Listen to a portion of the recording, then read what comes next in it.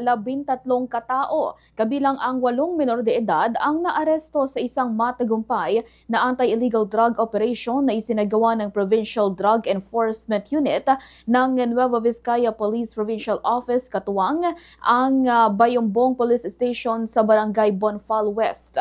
Sa panayam ng Bombo Radyo Kawayan kay Police Major Novalin Agasid, ang tagapagsalita ng NVPPO, sinabi niyang isinagawa ang operasyon sa bahay ng isang alias Limay na umano'y nagsisilbing drug den. Dito na umano nagtatambay ang ilang mga menor de edad at dalagita na sangkot din umano sa mga gawaing sexual.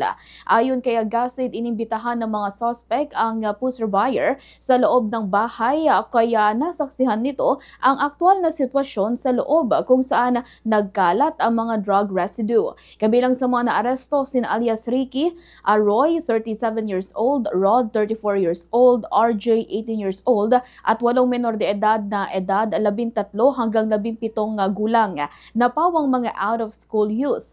Nasamsam ng mga otoridad sa lugar ang 12 pakete ng hinihinalang shabu na may kabuang timbang na 3.5 grams at tinatayang halaga na 24,000 pesos. Isang pakete ng tuyong dahon ng marijuana na may timbang na 2.5 grams, 2,200 pesos na cash, 8 cellphone at iba't ibang drug paraphernalia gaya ng mga sachet, lighter, digital weighing scale, rolled foil at plastic tube. Dinala ang mga suspect sa Bayombong Police Station para sa dokumentasyon at pagsasampa ng kaso. Nahaharap sila sa paglabag sa Sections 5, 6, 7, 11 at 12 ng Article 2 ng Republic Act 9165 o Comprehensive Dangerous Drugs Act of 2002. Samantala, ang mga menor de edad ay nasa kustudiya ng PNP Women and the Children Protection Desk at nakatakdang i-turn over sa DSWD para sa kaukulang interbensyon. Isinailalim din ng mga suspect sa drug test kung saan 4 ang nagpositibo kabilang ang 3 menor de edad. Ayon pa kay Agasid, batay sa panayam na pag-alamang ang mga menor de edad na sangkot ay pawang mga out-of-school youth na humaharap sa mga suliraning pampamilya o nagmula sa broken family.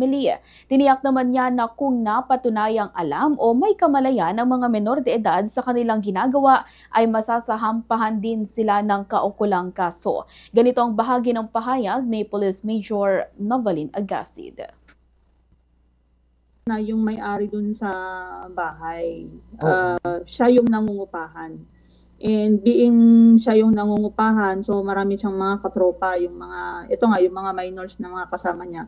Kung saan araw-araw silang tumatambay doon kung ano-ano yung mga ginagawa nila. At nasabi din ng mga kapitbahay nila na yun nga, yung activity nila, laging may bagong mukha doon. Kaya nagka-idea yung ating mga drug enforcement unit na malamang may kaganapan doon sa lugar na yun. Opo, ma'am.